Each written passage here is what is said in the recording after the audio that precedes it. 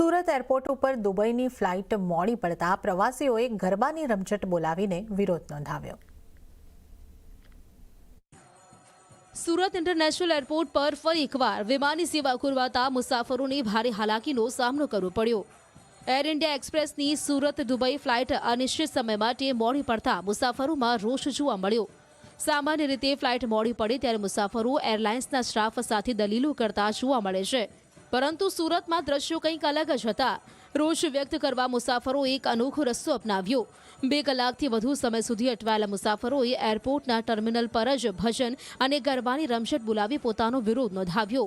Air India એક્સપ્રેસની flight જે દિલ્હીથી સુરત આવવાની હતી અને ત્યારબાદ સુરતથી દુબઈ માટે રવાના થવાની હતી, તેમાં મોટું વિઘ્ન આવ્યું હતું।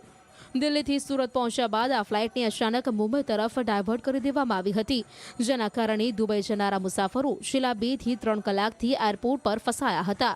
એરપોર્ટ ઓથોરિટી કે એર ઇન્ડિયા એક્સપ્રેસ તરફથી સત્તાવાર નિવેદન ન આવતા મુસાફરોમાં ભારે અસમંજસની સ્થિતિ જોવા મળી હતી।